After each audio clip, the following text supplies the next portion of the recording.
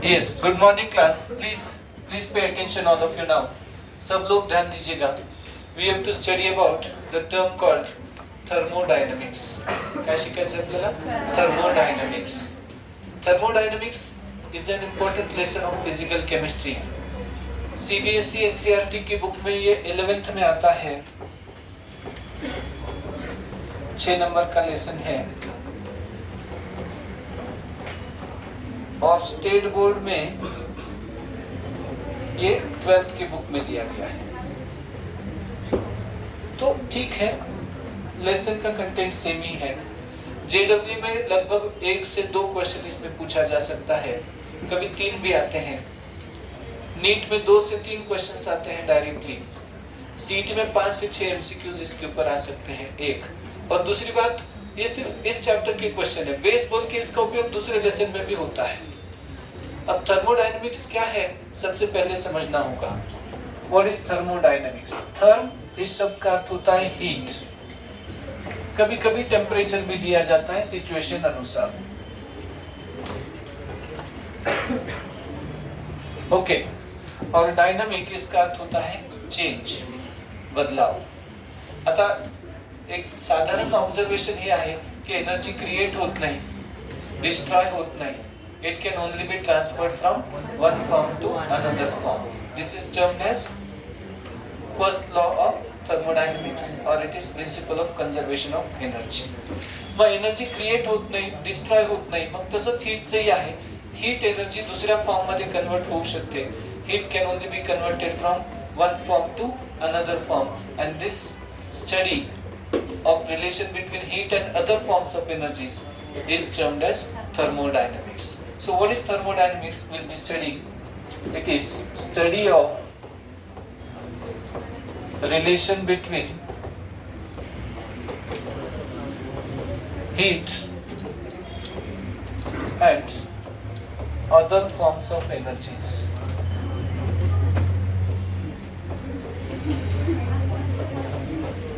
बोलो ना का बेटा. Study of relation between heat and other forms of energy. This relation is called as what? Thermodynamics. It is a branch of physical chemistry. ये physical chemistry या physics का भी बोलते हैं कुछ लोग chemistry का भी बोलते हैं. physical chemistry है. chemistry और physics का combination होता है इसमें. physics का application होता है chemistry में. तो study of relation between heat end दूसरे फॉर्म जो एनर्जी के होते हैं, इसको हमने कहा है थर्मोडायनेमिक्स. अब थर्मोडायनेमिक्स का एक ब्रांच केमिस्ट्री में ज्यादा यूजफुल होता है, और ये ब्रांच होता है केमिकल थर्मोडायनेमिक्स. Chemical thermodynamics. बेटा please do not talk for any reason. बोलो ना का.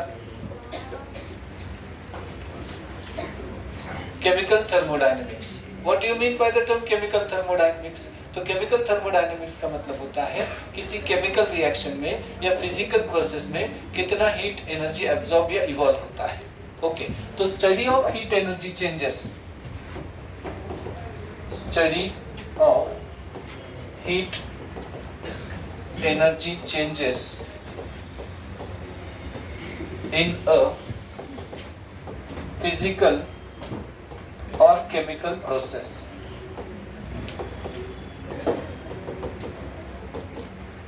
Study of heat energy changes in a physical or chemical process. This has been termed as chemical thermodynamics.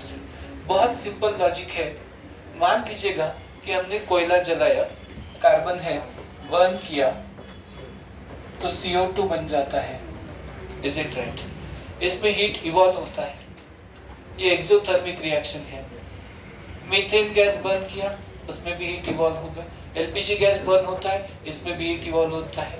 Petrol burn होता है गाड़ी में, ये भी क्या बोलते हैं, एक्सोथर्मिक काइंड ऑफ रिएक्शन है, और इसमें भी हीट इवॉल्व होता है. तो ये जो टाइप के प्रोसेसेस हैं जिसमें हीट एनर्जी इवॉल्व होता है, एक्सोथर्मिक बोलते हैं. कभी कभी कुछ प्रोसेस एंडोथर्मिक होते हैं. समझो लाइमस्टोन है और मुझे इसको ब्रेक करना है, तोड़ना है, तो हम लोग 1000 डिग्री सेल्सियस तक इसको हीट करेंगे, गर्म करेंगे, और उस हीट से ये ब्रेक हो जाएगा कैल्शियम कार्बोनेट, और कार्बन डाइऑक्साइड, थर्मल डिकम्पोजिशन हो जाएगा। तो ये टाइप ऑफ प्रोसेस एंडोथर्मिक है, जिसको हमको हीट देना पड़ता है रिएक्शन के लिए। कभी हीट रिएक्शन हमको दे सकती है, इवॉल्व हो सकता है या एब्जॉर्ब हो सकता है। तो कितना हीट इवॉल्व या एब्जॉर्ब होता है, इस स्टडी को हमने नाम दिया है केमिकल थर्मोडायनेमिक्स, या इसको कुछ लोग थर्मोकेमिस्ट्री के नाम से भी जानते हैं। This can be termed as thermochemistry.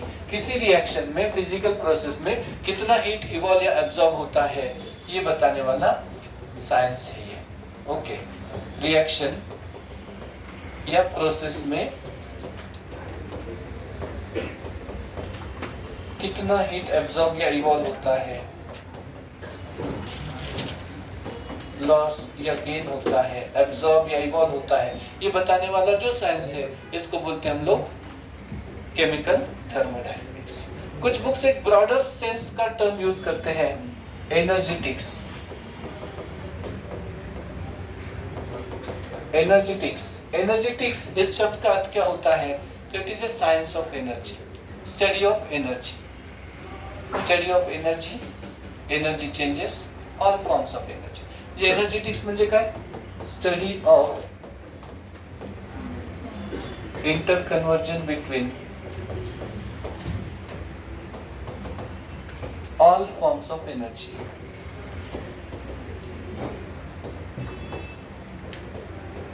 Energy के सभी फॉर्म्स की स्टडी करना, इसको बोला जाता है एनर्जेटिक्स।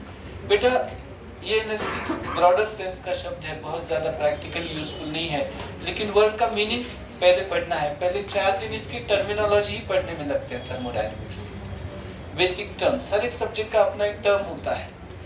समझो आपने मैथ्स ओपन किया तो मतलब सर्कल क्या है, टेंजेंट क्या है, डायमीटर क्या है, रेडियस क्या है, सर्कमफरेंस क्या है, कॉर्ड क्या होता है, सेकंड क्या होता है, बहुत सारे सेक्टर क्या होता है, बहुत सारे वर्ड आ जाएंगे। अगर आपने बॉटनी ओपन किया या जूलॉजी ओपन किया तो उसमें भी बहुत सारे सेल क्या होता है, फिर न्यूक्लियस क्या होता है, माइटोकॉन्ड्रिया क्या होता है, प्लाज्मा क्या होता है, सेल वॉल क्या होता है, वो बहुत सारे इसके अपने टर्मिनोलॉजी आ जाएंगे। तो वैसे ही थर्मो में भी अपने टर्मिनोलॉजी आने वाले हैं। Okay, chemical thermodynamics, energetics. Energetics is science of energy.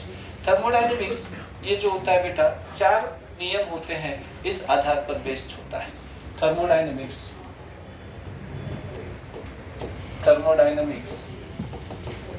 is based on human observation,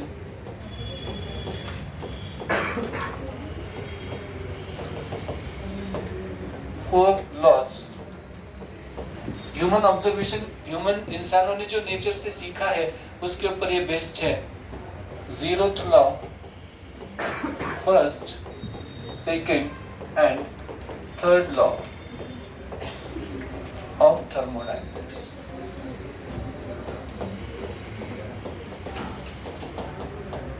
thermodynamics हम क्यों सीखेंगे? What is the use, application of thermodynamics? Okay, थर्मोडायनेमिक्सचं ॲप्लिकेशन काय असेल, त्याचा उपयोग काय असेल आपल्यासाठी बघता येईल। ओके, त्याला म्हणतात ऑब्जेक्टिव्स और applications, uses of thermodynamics. Uses आहेत, ऑब्जेक्टिव्स आहेत। ऑब्जेक्टिव्स म्हणजे त्याचा उद्देश आपल्या शिकण्याचा, क्या एम है, क्यों पढ़ना चाहते हैं आप thermodynamics, why you want to study thermodynamics. Uses असतील किंवा ॲप्लिकेशन्स असतील, तर एखादी रिएक्शन होईल की नाही होणार हे सांगण्याचं काम थर्मोडायनेमिक्स करतं। ओके, एक शब्द आहे to know feasibility of process। feasibility, whether process will occur म्हणजे take place or not। कितना अच्छा साइंस है थर्मोडायनेमिक्स का, पहले ही बता देता है रिएक्शन से कि रिएक्शन होगी नहीं होगी। बहुत सारे पेरेंट्स हमारे पास आते हैं, अभी 10वीं पास बच्चे जिनके होंगे, और बोलते हैं कि ये हमारा मार्कशीट है, ये बच्चा आपके सामने है, आपको जो एग्जाम लेना है ले लो, और हमको बताओ कि क्या ये MBBS कर पाएगा या नहीं, या नीट पास हो जाएगा या नहीं। तो मतलब सीधा है कि अगर किसी ने बोल दिया नहीं हो सकता है और अथॉरिटी पर्सन ने बोल दिया, तो दूसरा करियर चुन सकता है बच्चा। Is it right? It is possible, it is very likely that the student may select another career. ये चाइना में या ऑस्ट्रेलिया में क्या करते हैं, जेनेटिक स्टडी करते हैं, और जेनेटिक स्टडी करके करियर डिजाइन करते हैं उसका। मतलब ये बच्चे को स्विमिंग में अपना करियर करना, ये बच्चे को। Is it right? अब ये जब 3-4 साल की होंगी तब उसका DNA सैंपल्स टेस्ट होगा, और 3-4 साल की बच्ची का DNA सैंपल होकर ये 25 साल की बनेगी, 20 साल की बनेगी, तब इसका हाइट अप्रॉक्स कितना हो सकता है। ये हेरिडिटी होता है बहुत से हद तक। ओके, लंग्स कितने विकसित होंगे, कितना ऑक्सीजन गैस, कितना वॉल्यूम उसमें समाया जाएगा, और स्विमिंग में कितना पावरफुल मसल्स होगा, और अभी के लोग हैं जो स्विमिंग करते हैं उसका कितना है। और अगर ये प्रूव हो गया कि बहुत ये स्विमिंग तो अच्छा कर लेगी सीख के, लेकिन ओलंपिक्स में मेडल के लिए जो चाहिए, क्या इनके पास वो जेनेटिक्स में है क्या? Is it right? या इन्होंने तय किया कि इनको, ये गायत्री को रनिंग में लेना है पार्ट, और 100 मीटर रनिंग में जो 8 सेकंड लगते हैं, 7 सेकंड में 8 सेकंड में 100 मीटर का वर्ल्ड रिकॉर्ड होता है यूसेन बोल्ट वाला, अब उनको रनिंग में लेना है, तो हम जेनेटिक छोटी बच्ची को करियर लगाने से पहले ही ये सोच लेंगे कि भैया इसका कितना फास्ट दौड़ पाएगी है। तो ज़्यादा से ज़्यादा इनका हाइट पता होता है, 12 फीट तो नहीं होने वाला है, ये कोई ताड़ मार का पेट थोड़ी ना है, बढ़ते जा रहा है। और फिर लेग्स के बीच में स्ट्राइड्स जो होते हैं, जो छलांगे लगाते जाना है आपको जंप करके, तो वो कितना होगा, 1-2 फीट। वो पेरू, जाम्बिया, अफ्रीका, वेस्ट इंडियन जो आइलैंड्स हैं, इनके ऊपर 7-7 फीट की लड़कियां हैं, वो तो बहुत बड़ी ऐसी छलांगे लगाती हुई पार कर जाएंगी। अब ये 5 फीट वाली है, फिर उसमें लंग्स कितने विकसित होंगे ये पता नहीं है, तो हम लोग बोलेंगे अब लॉन्ग रेस या शॉर्ट रेस जो है ओलंपिक्स में मत जाओ। दौड़ सकते हैं, फिटनेस के लिए सब कुछ कर सकते हैं, लेकिन वो करियर बोल के वो आपका नहीं हो सकता। मतलब उसमें आप अच्छा कर पाएंगे, लेकिन नंबर 1 अभी का जो रिकॉर्ड है वो टूटना बहुत मुश्किल है। तो ये अच्छा हो गया ना हमारे लिए, पहले पता चल गया कि आपको वो करियर सूट कर रहा है या नहीं कर रहा है। Is it right? मतलब केमिकल इंजीनियरिंग में जाने से पहले बच्चों का केमिकल टेस्ट करना चाहिए कि कहीं इसको केमिकल की एलर्जी कहीं ज़्यादा डेवलप होती है क्या। हमको मार्क अच्छा है, हमने केमिकल इंजीनियर बना लिया, और फिर पता चला वहाँ जाके अरे यार वो केमिकल इंजीनियर का तो ठीक है, लेकिन हमको केमिकल्स का ही प्रॉब्लम है, हमारी स्किन को। केमिकल्स आते ही हमारी स्किन के ऊपर इचिंग हो जाता है, सर्दी हो जाती है, और अस्थमा हो जाता है। फिर ये बच्चे का केमिकल इंजीनियरिंग अच्छा है क्या? नहीं है। मतलब ये पहले ही पता चल जाता है रिएक्शन होगी या नहीं होगी। फिजिबिलिटी आता याचा अर्थ मी ते दोन्ही भाषेत लिहिलेलं आहे, पुन्हा वाचायचे कष्ट घ्या, म्हणजे पुन्हा ते विचारायचं नाही, ती गोष्ट रीड करायचं, ती महत्वाचं आहे। इट रिएक्शन होईल का नाही, रिएक्शन होगी या नहीं होगी, ये बताने वाला जो पार्ट होता है उसको बोलते हैं feasibility. Whether it will take place और नॉट, रिएक्शन होणार, थर्मोने सांगितलं यस मग करा प्रयत्न, थर्मोने सांगितलं नाही नका करू, होणारच नाही, शक्यच नाही ती गोष्ट। थर्मोने बोला ना, भाई ने बोला ना, बस। Is it right?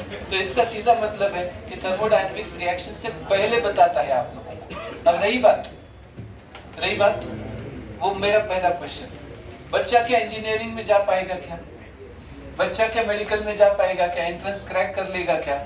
तो हम लोग बोलते हैं ऐसे सवाल का आंसर बाद में। ओके, जा पाएगा, हमको फीस दे दो। जोक सपाट, परंतु जाऊ शकेल मेहनत केली तर। Is it right? पण कधी कधी अशी पण सिच्युएशन असते, किती मेहनत कर शक्य नाही। Is it right? कारण त्याला टाइम फ्रेम असतं, 5-5, 7-7 वेळा रिपीट करून MBBS ला लागणारी मुलं आहेत, पण त्याला काही असं हेच नाहीये, करिअर नाही म्हणता येणार त्याला. ते तुमच्या फर्स्ट किंवा सेकंड अटेम्प्ट मध्ये तुम्ही ते क्रॅक केलं पाहिजे. Is it right? 25व्या वर्षी 27व्या वर्षी आहे तिथे काही ड्रॉपर्सची मुलं, ते मग ते जर लागत असतील तर तिथून पुढे 7-8 वर्षाचं करिअर होईल, मग ते किती अवघड आहे ते. मग तसंच पद्धतीने सांगता येईल. ठीक है, रिएक्शन होगी कि नहीं होगी, फिजिबिलिटी ऑफ प्रोसेस क्या है, ये बताने वाला साइंस थर्मोडायनेमिक्स है. अब अगर रिएक्शन होती है तो रिएक्शन स्पॉन्टेनियस है कि नहीं, टू प्रिडिक्ट. प्रिडिक्ट म्हणजे गेस करणे. Spontaneity of a process.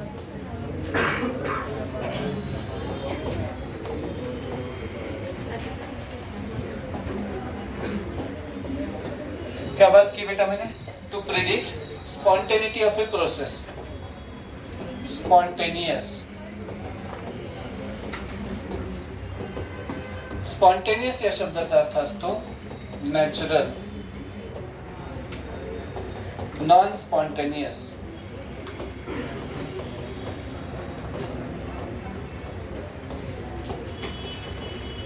नॅचरलला दुसरं नाव आहे इरिव्हर्सिबल. मग रिएक्शन होईल की नाही हे ठीक आहे, मग होईल तर नॅचरली होईल, आपणहून होईल, सहज होईल, किंवा होणार नाही. नॉन स्पॉन्टेनियसला रिवर्सिबल म्हणतात. पहले तो क्वेश्चन ये पूछा कि रिएक्शन होगा या नहीं होगा. अगर होता है तो फिर बोलेंगे कि बहुत इजीली होगा, नेचुरली अपने आप से हो जाएगा, ये बहुत ज्यादा हार्डवर्क करना पड़ेगा उसको, अपने आप से नहीं होने वाला है. तो समझो हमारे पास कोई बच्चा 1-2 मार्क से रह जाता है एडमिशन का इंजीनियरिंग मेडिकल में, तो समझो 572 को कट ऑफ आ गया और ये बच्चे को 571 है, तो हम लोग बोलते हैं आप आंख मूंद कर भरोसा करो, बिल्कुल आप बेझिझक डोळे झाकून विश्वास ठेवा, तुम्ही तुमच्या पोराला रिपीट करायला ठेवा, नक्की त्याला सहज नंबर लागून जाईल. का आपल्याला वर्षभर माहिती आहे चांगला परफॉर्मन्स होता, एखाद दुसरा मार्क इकडे इकडे होऊ शकतो कुणाचाही, तसं काही हे नाही त्याच्यामध्ये. पण मग त्यावेळेला इझिली आपण सांगू शकतो की हा इझी होणार आहे. पण जर समजा 572 मार्कला कट ऑफ आहे आणि याला 0.027 मार्क आहे, मग आता नंबर लागेल का नाही लागणार. नाही म्हणणं थोडस म्हणजे त्याच्या प्रोबॅबिलिटी मध्ये हे आहे, मग ते थोडं कठीणच आहे, पण तरी आम्हाला पैसे द्या बघू. बिझनेस कसं होणार, तर लक्ष द्या इकडे. व्हॉट आय मीन टू से, मग खूप अभ्यास करावा लागेल, मेहनत केल्यास काय अशक्य आहे, आम्ही असेच विचार घेऊन जातो. मेहनत करत राहा. Is it right? त्याच्यात पुन्हा बाईवाल्यांची साथ असते, ते वाचलं की समजूनच जातं. त्याला 180-200 पर्यंत झालं, कोणी पण जाईल, 10वीचं पोरगंही जाईल वाचलं गेली तर. मग त्याच्यामध्ये अजून हे होतं ते सगळं. What I mean to say simple one. अब ये स्पॉन्टेनिटी का पहले थर्मोडायनेमिक्स का पहला एप्लीकेशन है feasibility of a process, reaction होणार की नाही.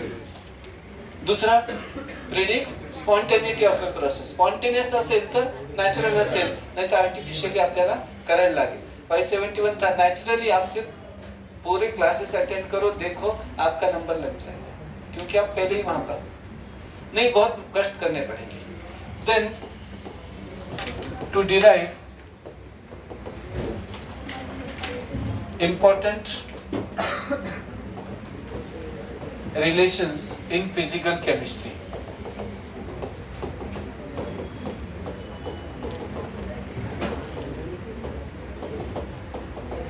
फिजिकल केमिस्ट्री मधले इम्पॉर्टंट रिलेशन्स डिराइव करण्यासाठी थर्मोडायनेमिक्सचा उपयोग होतो. For example Raoult's law. Next आहे to determine efficiency of process.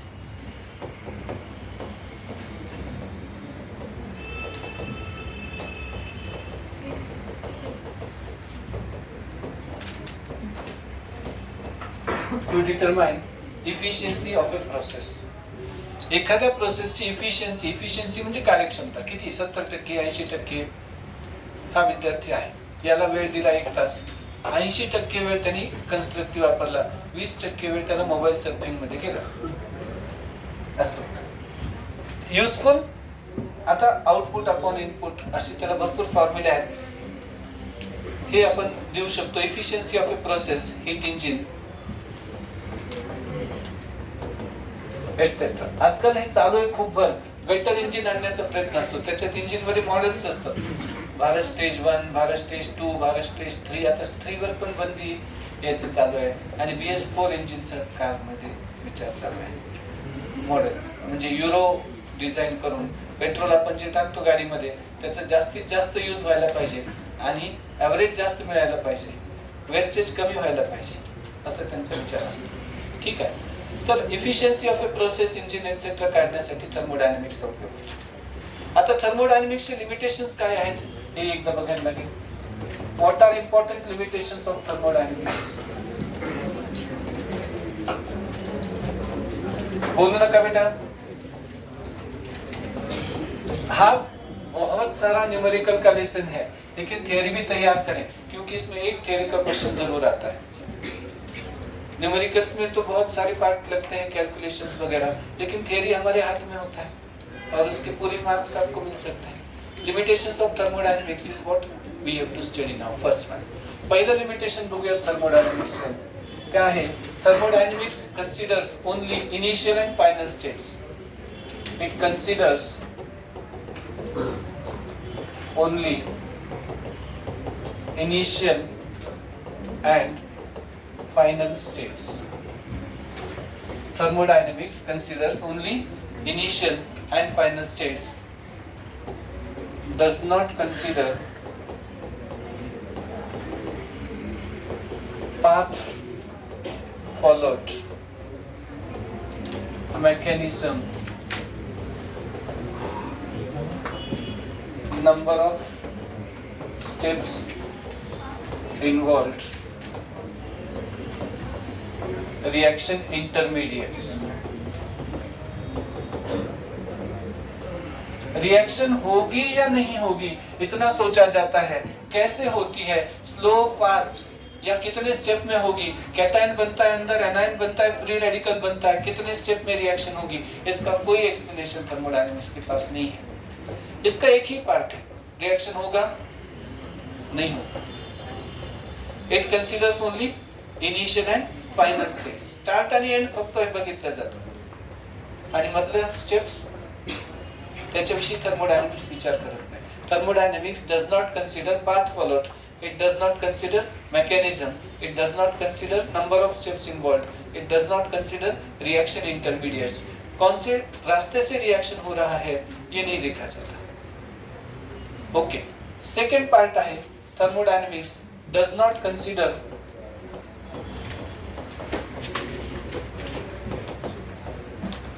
Rate of reaction,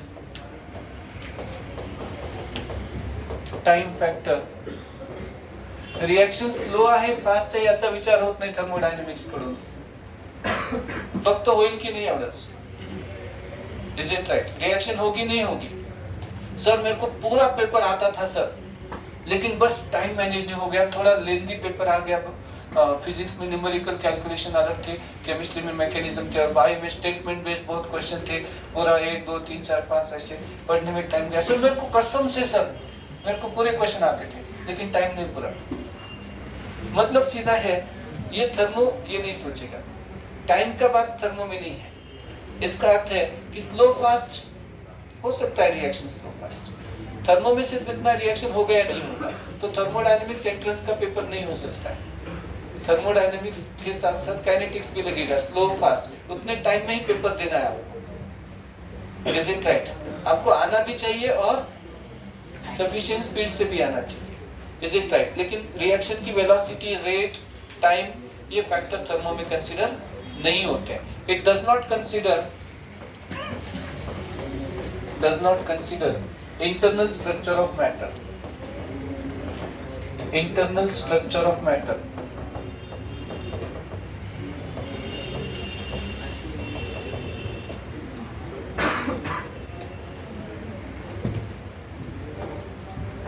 Considers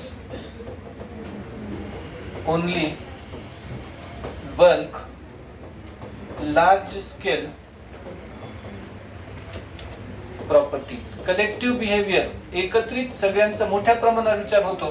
does not consider microscopic properties.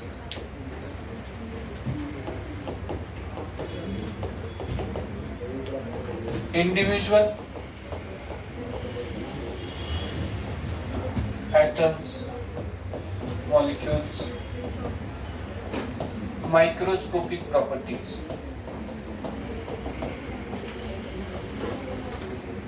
समजा क्लासरूम आहे आणि एखाद्या स्टुडंटने सांगितलं सर आज नको क्लास, आज सुट्टी द्या ना. का रे? नाही माझं मूड नाही आज अभ्यासात. कोण आहे तुम्हाला? जा घरी. एका दोघांच्या ह्यानी काय होणार नाही इथे विचार. कलेक्टिव्ह बिहेवियर विचारात घेतलं पाहिजे. It should be collective. Collective म्हणजे लार्ज स्केल विचार होईल थर्मोडायनामिक्स मध्ये. एकेकाचा विचार होणार नाही. It cannot be considering individually. एक की सोच इंपॉर्टेंट नहीं है thermodynamics. Large scale behaviour important हो सकता है. Is it right?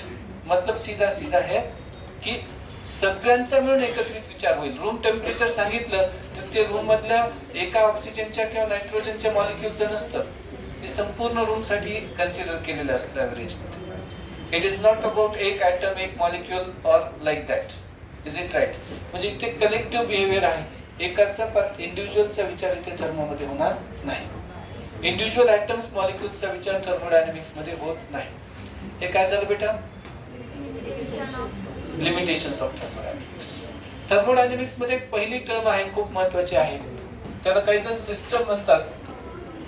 Terms involved in thermodynamics.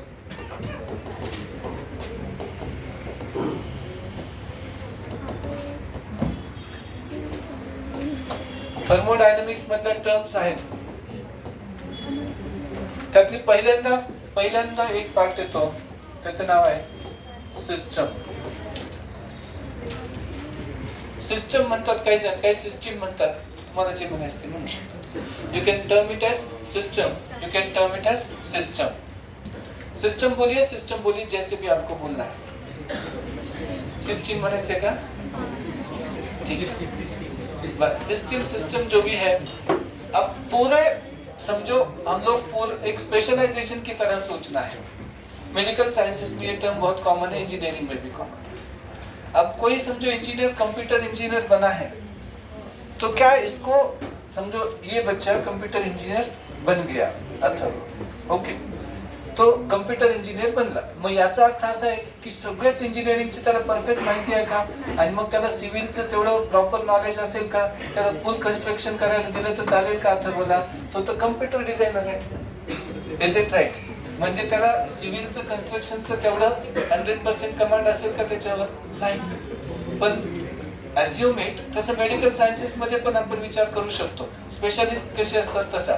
समजा ऑप्थॅल्मॉलॉजिस्ट कडे गेलो तर मग तो तुमच्या आय, कॉर्निया, रेटायना, लेन्सेस, तुमचं हे सगळ्यांचा विचार करू शकतो. पण मग तुम्ही ऑप्थॅल्मॉलॉजिस्ट कडे घेऊन गेलात आणि सर माझं डोकं दुखायला लागलंय तर कसं चालायचं? Is it right? किंवा मला स्किनला इचिंग होते, तुम्ही गेलात ऑप्थॅल्मॉलॉजिस्ट कडे तर ते फार रिलेव्हंट नाही आहे. किंवा तुम्ही लेटेस्ट ऑप्थॅल्मॉलॉजिस्ट कडे गेलात आणि मग सांगितलं माझं पोट गडबड आहे, तर मग ते फारसं कनेक्शन त्याच्यात प्रस्थापित करता येत नाही. आणि ते म्हणतील की बाबा तुम्ही गॅस्ट्रोएंटरोलॉजिस्ट कडे जा, आपका डाइजेस्टिव सिस्टम के डिसऑर्डर वाले डॉक्टर जो है उसके पास जाओ और वो चेक करेंगे, अपनी मेडिसिन वाले चेक करेंगे आपको. स्पेशलाइजेशन की तरह होता है. तो पूरी स्टडी नहीं करते हैं, एक स्पेसिफिक पार्ट हम लोग चुनते हैं और उसकी स्टडी करते हैं हम लोग. तो याद रखिए बेटा, एक स्पेशलाइजेशन की तरह होता है. पूरे ब्रह्मांड की या पूरी विश्व की, पूरी यूनिवर्स की स्टडी नहीं होती है. यूनिवर्स का एक स्पेशल टॉपिक चुनते हैं और उसकी पढ़ाई करते हैं. वैसे पूरे एक्सपेरिमेंट में कुछ पार्ट है, हिस्सा है जिसके ऊपर हम लोग फोकस कर रहे हैं और जिसकी हीट एनर्जी स्टडी चेंज कर रहे हैं. स्टडी समझो, मैं बोलता हूँ आपको कि आपको मेल्टिंग पॉइंट या बॉइलिंग पॉइंट डिटरमाइन करना है. इसके लिए एक apparatus हमने बनाया, कुछ इस तरह से apparatus बनाया. ओके, इसको बोलते हैं थाइल्स ट्यूब. क्या नाम है इसका? थाइल्स ट्यूब. अब आपको मेल्टिंग पॉइंट डिटरमाइन करना है. इसमें लिक्विड पैराफिन भर दिया है हमने. ओके, ये खास ट्यूब है, इसमें थर्मोमीटर हमने लगा दिया है और आपको लेटेस्ट से बेंजोइक एसिड नाम का केमिकल दे दिया हमने. और ये बेंजोइक एसिड अपने कैपिलरी ट्यूब में भरा और बिल्कुल साधारण है, सॉलिड होता है, सफेद बर्फ जैसा दिखेगा आपको, ट्यूब में भर दिया और आपको इसको हीट देना है और देखना है कि कब ये मेल्ट हो रहा है, स्लो जेंटल हीटिंग देना आहे. और सॉलिड टू लिक्विड जसं बर्फाचं पाणी झालेलं दिसतं त्यावेळेचं टेम्परेचर तुम्हाला नोट करायचं आहे. आता हे थर्मोमीटर, हे सगळं ॲपरेटस, हे हीटिंग, हे सगळं तुमचं सिस्टम झालं. Is it right? पण सगळ्यांना एक्सपेरिमेंट करायला दिला, हर एक को एक्सपेरिमेंट करने को दिया, लेकिन आप ये जो पार्ट स्टडी कर रहे हैं, आपका जो अपरेटस लगाया, थाइल्स ट्यूब लगाया, कैपिलरी, हीटिंग, बर्नर, ये सब ये आपका सिस्टम है. मग शेजारचा तो काय करतो आणि त्याचा किती मेल्टिंग पॉइंट आला आणि तुझा किती आला ग, असं जर करत असलं तर हे चालणार नाही. Is it right? शेजारचा तो ती हे सराउंडिंग मध्ये आहे, ते काही आपल्या सिस्टमचा भाग आहेत का? नाही. सध्या तुमची सिस्टम ही स्टडी, बोर्ड, फोकस हा असला पाहिजे. सगळ्यांचं लक्ष कुठे असलं पाहिजे? अभ्यासाकडे असलं पाहिजे. ते असतंच आपल्या ट्युशन मध्ये. दुसऱ्या ट्युशनचे मोकार असतील, आपल्याला काय घेणं नाही. पण समजा साधा आपलं म्हणणं एकदम सिम्प्लिफाईड आहे. समजा तुम्हाला जर मी सांगितलं की चहा एका कपात आपण चहा ठेवलेला आहे आणि चहा 70 किंवा आपण फिल्टर करून चहा ठेवलाय. Is it right? आणि तो चहा असा ठेवला इथे, तर बेटा चाय का टेम्परेचर जब हमने ऐड किया था, उबलती हुई चाय 100 डिग्री का ये चाय था. अब हम बोलते हैं कि कितने मिनट के बाद में ये 70 डिग्री हो जाता है. हर एक को एक्सपेरिमेंट दिया, इनको बाहर बिठाया बालकनी में, इनको घर में बिठाया है और उनको समझो अलग अलग रूम होते हैं ना हमारे घर में. सन फेसिंग है, जिधर धूप आती है उधर ज्यादा हीट होगा, जिधर छांव होती है उधर कम हीट होगा. किसी विंडो की साइड में हवा आ रही तो जल्दी ठंडी हो जाएगी चाय. हर एक को अलग अलग कोने में बिठाया. तो आपको जो अभी स्टडी करना है, कितनी देर में चाय ठंडी हो रही है, आपका प्रयोग है. Is it right? तो ऐसा जब सिस्टम दिया है आपको, जिसका स्टडी आप कर रहे हैं, ये ऐसे निकल जाएगा आपके हाथ से, आप पता नहीं चलेगा. Is it right? फिर रोने के सिवा कोई ऑप्शन नहीं है. Okay, no other option is there at all. त्याच्यामुळे लक्ष द्या. आपण तिथे थांबलोय म्हणजे काहीतरी काम आहे त्याचं. बोलायचंच नाही बिलकुल. Not to talk at all in the class. Okay, मग आता हे तुमचे टेम्परेचर स्टडी करणं, मग हे तुमचं ॲपरेटस झालं, थर्मोमीटर, तुमचा चहाचा कप, म्हणजे काय झालं तुमची system. Is it right? Specific part, selected part of universe under thermodynamic study. It is specific किंवा selected part of universe under thermodynamic study.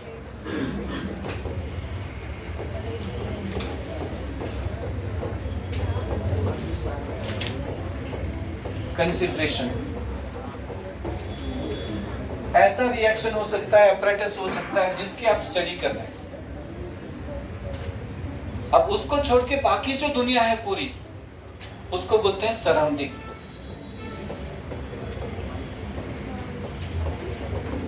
Surrounding को कम शब्दों में बोला जाता है रेस्ट ऑफ यूनिवर्स.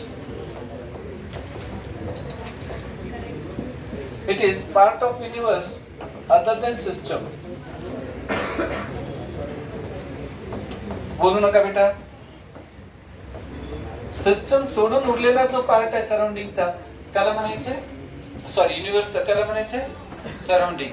समजा तुम्ही एक्झाम हॉल मध्ये आहात, तुमची फायनल एक्झाम सुरू आहे, मग त्यावेळेस आपलं 100% अटेन्शन आपण आणि आपल्या पेपरकडे असलं पाहिजे. मग उगीच शेजारच्यानी ब्ल्यू शर्ट घातला होता आणि ते माझ्या मागे चष्म्यावाला पोरगा आलं होतं, करायचं काय तुला, तुझा पेपर बघ घेत गुपचूप, मुलगी इकडे तिकडे लक्ष देत बसायचं. आणि ते पलीकडचं पोरग 3दाच वॉशरूमला जाऊन आलं परीक्षेमध्ये, तुला काय करायचं? सिस्टम बघ ना तू, तुझा पेपर तू बघ, बाकीकडे लक्ष द्यायची गरज नाही. आपलं सर्कल सोडून बाकीचा जो सगळा पार्ट आहे, हे काय असणार आहे? सराउंडिंग आहे. Is it right? Specific part. आता मी समजा जर डॉक्टरकडे गेलो आणि माझे डोळे तपासायला गेलो, तर त्यांनी माझ्या डोळ्याकडे बघितलं पाहिजे ना. उगाच खिशात डोकायचं, किती पैसे याच्याकडे आणि केस चालायची. तू गबस नीट तुझं काम कर काय बघ. उगा बाहेर इकडे तिकडे लक्ष देतो, डोळ्याचं ऑपरेशन करताना काही झालं तर मग डोळा जाईल माझा. Is it right? काही नाही तसं, पण सांगितलं. What I mean to say is system आपली तेवढीच आहे. ऑप्थॅल्मॉलॉजिस्ट कडे गेल्यानंतर डोळे तपासणं हे त्याचं काम आहे. त्याच्या भुव्या काळ्यात पण केस पांढरे करायचं काय तुला? नीट कर ना तू. सराउंडिंगकडे लक्ष द्यायचं नाही. Is it right? इकडे तिकडे लक्ष द्यायचं नाही. सध्या तुमचं लक्ष कसं कुठे पाहिजे? बस. म्हणजे इकडे तिकडे लक्ष द्यायचं नाही. कॉन्सन्ट्रेटेड पाहिजे. आणि आपण ज्याला सिलेक्ट केलाय तो पार्ट असेल सिस्टम. म्हणजे बऱ्याच विद्यार्थ्यांना हे कळत नाही आपलं सिस्टम काय. सध्या केमिस्ट्रीची स्टडी सुरू आहे ना, उगाच फिजिक्सचं काढून बसतात इथे, किंवा मॅथ्सचं असतं, किंवा बायोचं असतं, किंवा इंग्लिशचं असू शकेल, किंवा आपण घरचं काहीतरी भांडणं झालेले असतात मित्रांची, ते पण वर्गात त्यांचे सुरूच असतं. जुनाच हिशोब पूर्ण करायचा असतो त्यांना. मग मला काय म्हणायचं आहे, आता सिस्टम काय आपली केमिस्ट्री, तेवढ्यावर लक्ष द्यायचं. तेवढीच फाईल आपल्या डोक्यात ओपन पाहिजे, बाकी क्लोज करून टाकायची. Selected part of universe under thermodynamic study is called what? System. Part of universe other than system is called surrounding. ते आर्चरी म्हणजे निशाणेबाजी, तिरंदाजी स्पर्धा आहे. त्याच्यामध्ये फार फेमस उदाहरण सांगतो. जुना आहे अर्जुनचं, द्रोणाचार्याचं. त्याला अर्जुनला ते सगळे त्यांनी एक टेस्ट घेण्यासाठी काय केलं होतं, लकड़ी का एक पंछी बनाया और उसको पेड़ के ऊपर टांग दिया और कौन सबसे ज्यादा प्रॉपर निशाना लगाता है ये सोचो. तो हर एक को, किसी को भी तीर चलाने को नहीं कहा टीचर ने. इनको बुलाया, क्या दिख रहा है तेरे को? सर मेरे को पंछी दिख रहा, पेड़ दिख रहा, पत्ते दिख रहे, भाई दिख रहे, टीचर दिख रहे, नहीं लग सकता निशाना. फिर अर्जुन को बुलाया तो उसने बोला मुझे सिर्फ पंछी की आंख दिखती है, फिर आप निशाना लगाओ. Is it right? मतलब स्पेसिफिक पाहिजे आपण टार्गेटवर, तेवढ्याच पार्टवर आपलं लक्ष पाहिजे, सिलेक्टेड पार्टवर. तसंच आहे, टार्गेट आपल्याला अचीव करायचं असेल तर आपला अभ्यास, आपलं पुस्तक, आपलं करिअर हेच आपलं लक्ष पाहिजे. इतर सिनेमा, क्रिकेटची मॅच, पॉलिटिक्स, राजकारण याच्यापासून तुम्ही खरंच दूर राहा. म्हणजे तुम्ही चांगलं देशाची सेवा करणार. तुम्ही तुमचं दिलेलं काम बेस्ट करा. Is it right? क्रिकेटची मॅच इथे बघत बसणं हे काही फारसं म्हणजे अभ्यासाचं लक्ष नाही आहे. किंवा तुमचं लक्ष सिनेमामध्ये आहे, नवीन पिक्चर रिलीज झालाय आणि आज फ्रायडे आहे आणि मग फर्स्ट शो बघायला लागतो, असं नाही समजते. It is not system there. Is it right? ये सिस्टम नहीं बोल सकते हम लोग. हे लक्षात घ्या. मग सिस्टम झालं, सराउंडिंग झालं. आता नेक्स्ट पार्ट आहे बेटा boundary.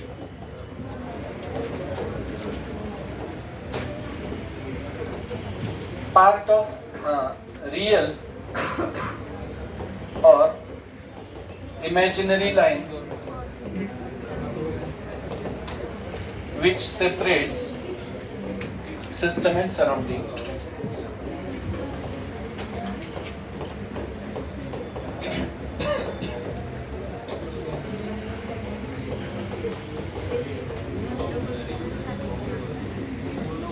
Real or imaginary line that separates system and surrounding. Compound wall सारखा आहे. याच्या इकडे बांध असल्यासारखं, इकडे आमची शेती आणि इकडे तुमची शेती आहे. इकडे आमचं वावर, तिकडे तुमचं. What I mean to say simple one, partition असल्यासारखं आहे. Is it right? सिस्टम आणि सराउंडिंग मध्ये सेपरेट करणारी एक लाईन आहे. त्याला काय म्हटलं आपण? बाउंड्री. बाउंड्री म्हणजे काय असणार आहे? रियल और imaginary line that separate system and surrounding. क्रिकेटमध्ये बाउंड्री असते. याच्या आतमध्ये जर कॅच घेतली तर कॅच, आणि बाहेर गेलं तर सिक्स आहे. बाउंड्री आहे ना, playing area, non playing area. Badminton मध्ये पण ते फुल कुठे पडलं तुमचं शटल ते बघितलं जातं. शटलचं इकडे पडलं तर ते आउट दिलं जाईल, इथे पडलं शटल तर पॉइंट दिला जाईल समोरच्या. Is it right? तसंच आहे, रियल किंवा इमॅजिनरी लाईन असते सिस्टम अँड सराउंडिंग मध्ये, त्याला म्हणतो आपण boundary. System plus surrounding, it is called universe. System plus surrounding is called universe. बिल्कुल सरळ साधा शब्द आहे. हा काही एवढा प्रॉब्लेमचा विषय नाही होऊ शकतो. Is it right?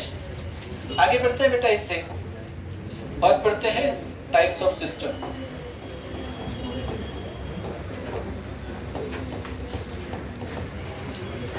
पहला सिस्टम है ओपन सिस्टम. बोलू नका बेटा, हे बाळांनो बोलू नका, लक्ष द्या.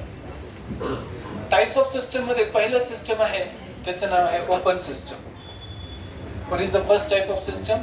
Open system. Open system म्हणजे काय असणार आहे आता? System which can exchange matter and energy. System which can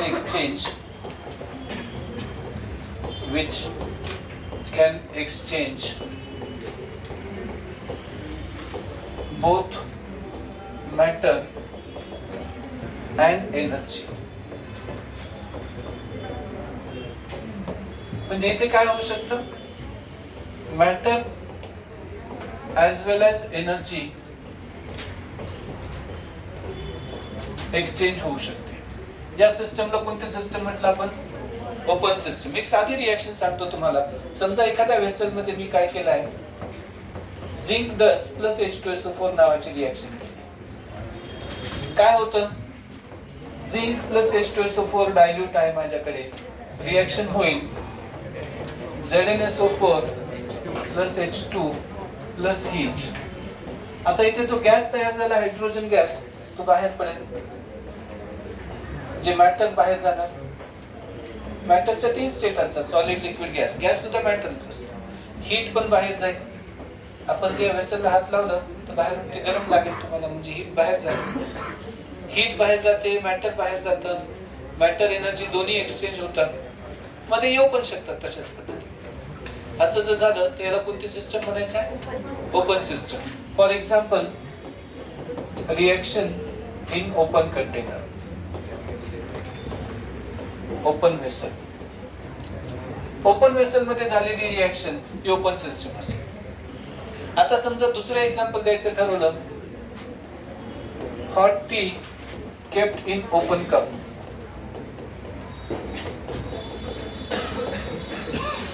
समजा असं गृहीत धरूया, आता आपण चहा घेतोय. पे अटेंशन, हम चाय पी रहे हैं.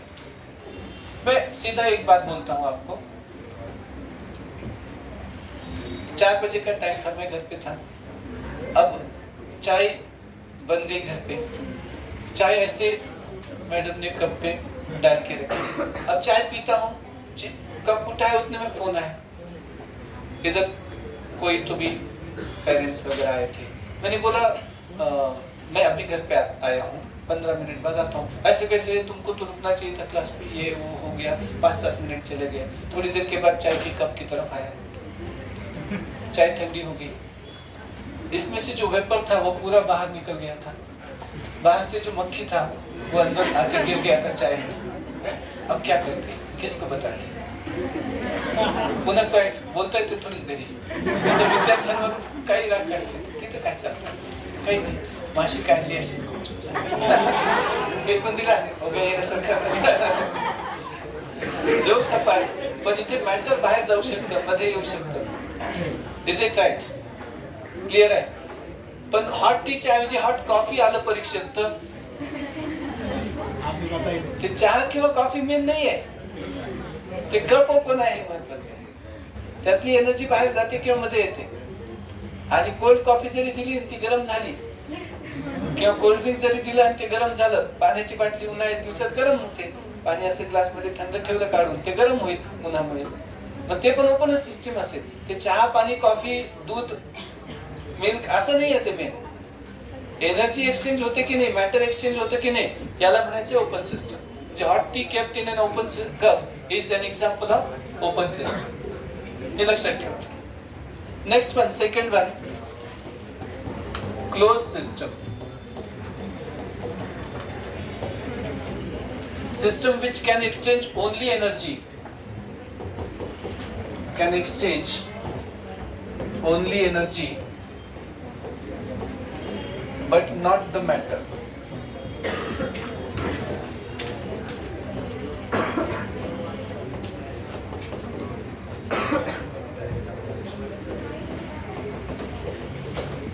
Can exchange only energy, not the matter with surrounding. This is called what? Close system. Energy exchange होईल, मॅटर नाही. पुन्हा चहाचं एक्झाम्पल घेऊ. आता 4 वाजताचा टाइम होता. मी घरी होतो. घरी चहा तयार झाला 4 वाजताचा. चहा माझ्या समोर आणण्यात आला कपातून. तेवढ्यात मी चहा पिणार असं कप उचलला, तेवढ्यात फोन वाजला.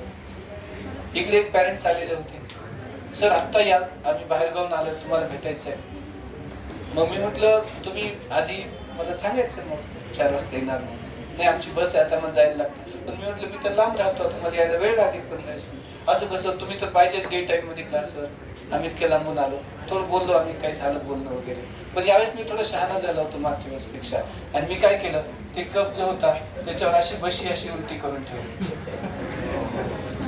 Is it right? पण मग आता असं लक्षात आलं की बशी उघडली तर त्याच्या आतल्या बाजूला अशी पाण्याचे ड्रॉपलेट आले होते. ती वाफ काही बाहेर जाऊ शकली नाही. वर माशी बसली होती पण ती मध्ये पडली नाही, म्हणजे मॅटर मध्ये आलं नाही, आतलं बाहेर गेलं नाही. मग पण कप थंडच झाला होता तरी पण थोडस तरी. Is it right? म्हणजे एनर्जी स्लोली का होत नाही, बाहेर गेली. असंच एकदा मी असं त्या म्हणजे समजा आईस्क्रीमच्या सेंटर ते असतात ना, आईस्क्रीम सेंटर, तिथे गेलो होतो. सगळेजण मित्र आम्ही होतो. त्याच्यात आईस्क्रीम घेतलं तर ते असे छोटे छोटे बोल असतात तसे त्याच्यावर कांदी स्लाइस ते ठेवले. तेवढ्यात मला फोन आला एका स्टुडंटचा, सर मला परीक्षेत कमीच मार्क पडले, असं झालं, ते बरोबर होतं माझं उत्तर आणि असं झालं असं झालं, बरंच काय काय त्यांनी मला सांगितलं. मी म्हटलं असं कसं काय? तर तेवढ्या ह्याच्यात सगळं असं लक्षात आलं माझ्या की ते आईस्क्रीम तर मी सील तो ब्रेक केलेलं नव्हतं, बंदच होतं ते. पण नंतर थोड्या वेळाने येऊन बघितलं तर ते मेल्ट झालं होतं. म्हणजे बाहेरची हीट मध्ये आली आणि ते आईस्क्रीम असं पातळ होती. कशामुळे झालं? पण बाहेरची माशी नाही येऊन गेली, धूळ नाही आली बाहेरची, कारण ते बंद होतं पण कंडक्टिंग होतं. म्हणजे एनर्जी येणार जाणार, मॅटर येणार जाणार नाही. मग अशी जी सिस्टम आहे त्याला म्हणायचं आहे क्लोज सिस्टम. हे लक्षात घ्या. For example, T kept in a cup covered with saucer.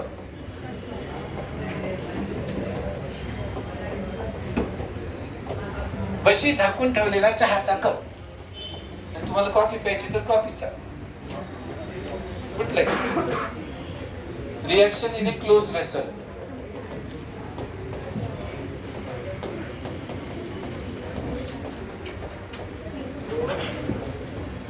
Reaction in a close vessel. ये याद रखो, it has impermeable but conducting walls. Impermeable या शब्दाचा अर्थ काय होतो बेटा? पास नहीं हो सकता है उससे कुछ.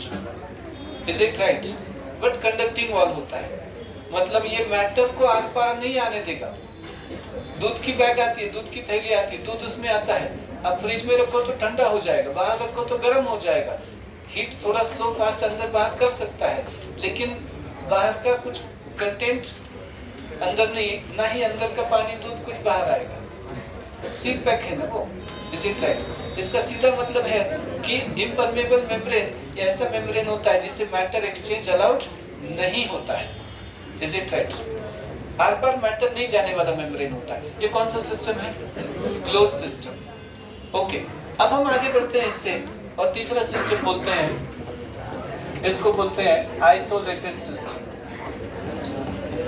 बेटा बोलो नका,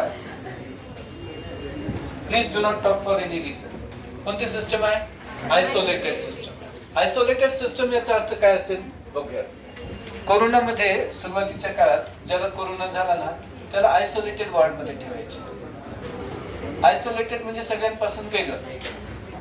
आणि मग ते काही ठिकाणी तर असं होतं की ते ड्रोननी किंवा त्या रोबोटनी त्यांना सर्व्हिस द्यायचे. म्हणजे आपण त्यांच्याकडे जायचं नाही, तो पेशंट तिकडे येणार नाही. नंतर औषध वॅक्सिन डेव्हलप झाले, मग ते मिक्स झाले.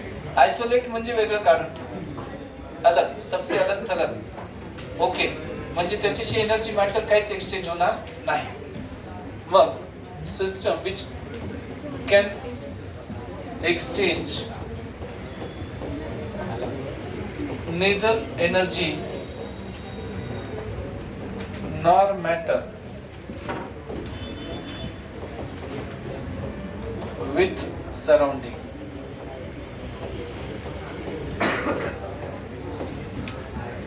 Which can exchange neither energy nor matter.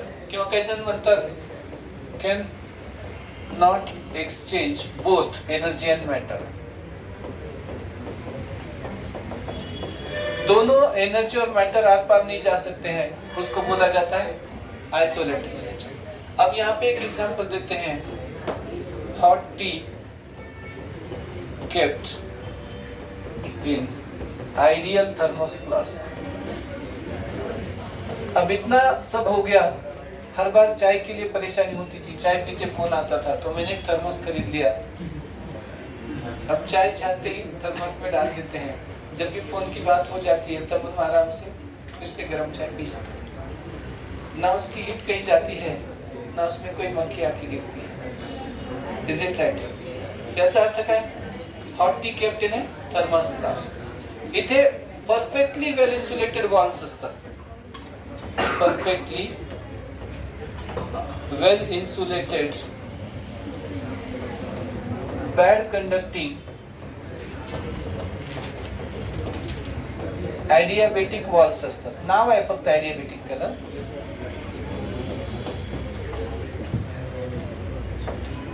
Boundaries याच्यात वेगळे असतात। आता काही एक्झाम्पल्स देतोय तुम्हाला, तुम्ही सिस्टमला क्लासिफाय करायचं। Okay, I am giving you few examples and you have to classify it. Okay, चलेंगे? रेडी है? चलिए फटाफट से बताइए, ह्यूमन बॉडी कौन सा एग्जाम्पल है? ओपन सिस्टम है, ओपन सिस्टम है, क्लोज सिस्टम है, आइसोलेटेड सिस्टम। रुको जरा, हो गया लिखना? तो क्लासिफाई, पहला एग्जाम्पल दिया है ह्यूमन बॉडी। ओके, दूसरा एग्जाम्पल दिया है फोटोसिंथेसिस। तीसरा एग्जाम्पल दिया है rubber tyre balloon.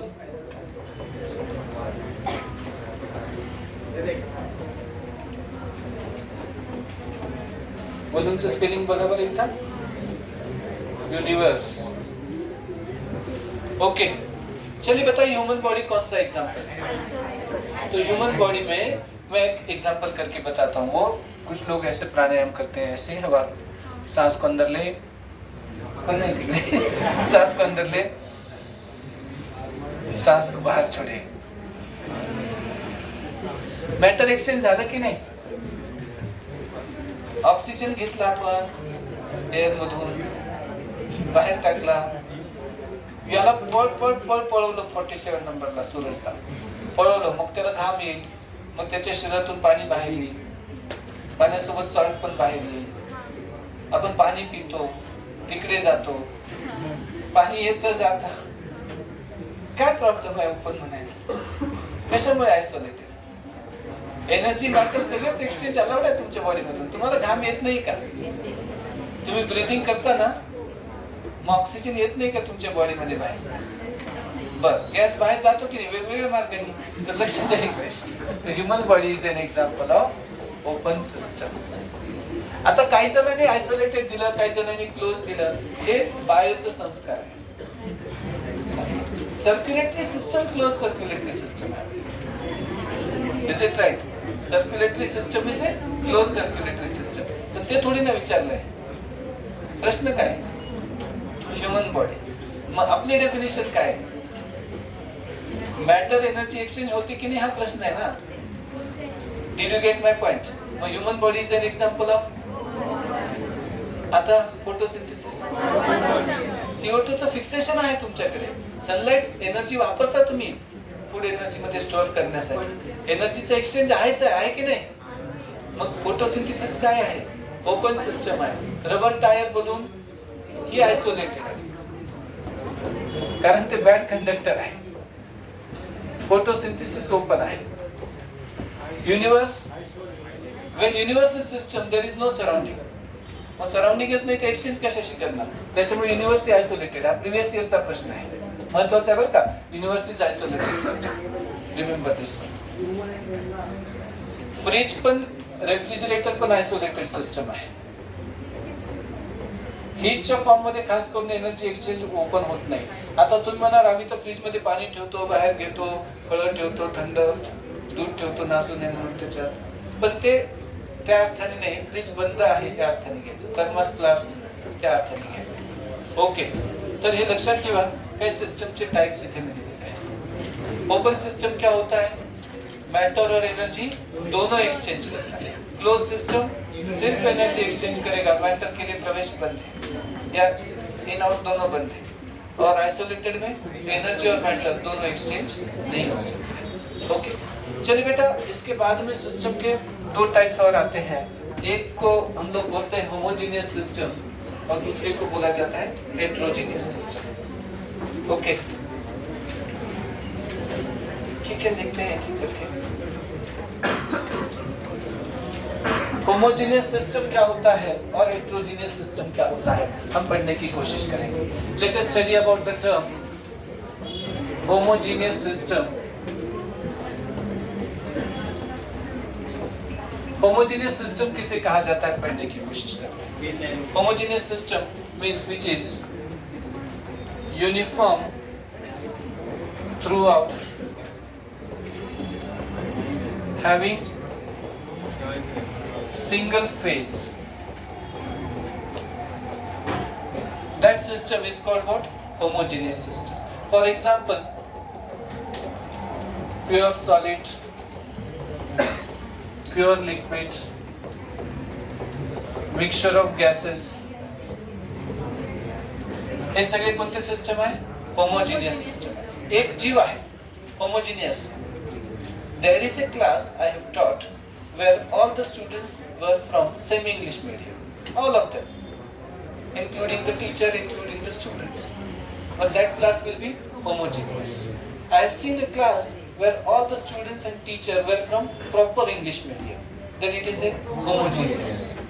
I have taught a class of only CBSE students, homogeneous. I have taught a class where all the students were preparing for JEE only, homogeneous.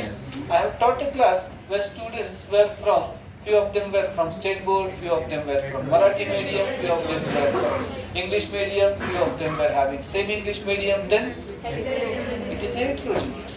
Of one kind, homogeneous. Of different types, heterogeneous. So pure solid, pure liquid, mixture of gases, miscible liquids. Miscible means soluble. Miscible liquids. Miscible liquid means hexane, heptane. दोनों alkane है, अच्छे से mix होते हैं, benzene, toluene वगैरह वगैरह, alcohol, water, ये type में होता है. हेटेरोजेनियस सिस्टम क्या होता है बेटा? What do you mean by the term heterogeneous system? तो heterogeneous system बिल्कुल आसान होता है बेटा. It has two or more distinct phases, which is not uniform. एक जीव नहीं है, प्रॉपर नहीं है, मिक्सचर है इसमें. कोई मराठी मीडियम से आया है, कोई हिंदी मीडियम से आया है, कोई इंग्लिश मीडियम से, कोई नीट प्रिपेयर कर रहा है, कोई सीईटी प्रिपेयर कर रहा है, कोई जेडब्ल्यू प्रिपेयर कर रहा है, कोई 11th के है, कोई 12th के है, कोई 10वीं के भी. हमारे स्कूल में ऐसे होता था, बहुत सारे टीचर छुट्टी पे गए तो 8वीं 9वीं 10वीं सब एक क्लास में बैठ के पढ़ाते थे. सर कैसे, क्या पता नहीं चलता था. लेकिन मतलब सीधा हेटेरोजेनियस मतलब एक टाइप के नहीं है, अलग अलग टाइप के हैं. Okay, which is not uniform throughout, has two or more distinct, clear cut पहचान लीजिए phases. For example, copper plus iron, दोन सॉलिड आहेत, कॉपर वेगळा, आयर्न वेगळा, मॅग्नेट फिरवा, आयर्न वेगळा होईल इझिली. तुम्हाला कळेल कॉपर ब्राऊन कलरचा आहे, लोखंडाचं खिळे आणि तांबे टाकलं एकत्र तर वेगळंच राहील, ते काही मिक्स होत नाही प्रॉपरली कधी. ओके, समजा तुम्ही सँड प्लस वॉटर टाकलं, सँड वाचा त्याला. ओके, तर सँड प्लस वॉटर जर टाकलं तुम्ही, पाण्यात माती आली तर गडबडपणा दिसतो पाण्यामध्ये, इज इट राईट? तर क्लिअर कळेल तुम्हाला, it is heterogeneous. Oil plus water बघा बरं, तेल पाण्यात मिक्स होतं का? नाही, त्याला इमिसिबल लिक्विड म्हणतात. इमिसिबल लिक्विड्स आहे. हेट्रोजिनियस म्हणजे डिफरंट स्टेट काहीतरी त्याच्यात असणार आहे, प्रॉपर मिक्स होणार नाही आहे. मला एक सांगा बरं प्लीज, टाईप ओळखा बरं याचे. आईस प्लस वॉटर कोणती सिस्टम असेल? वॉटर आणि स्टीम कोणती सिस्टम असेल? आईस आणि वॉटर होमोजिनियस आहे का हेट्रोजिनियस आहे? कसं काय?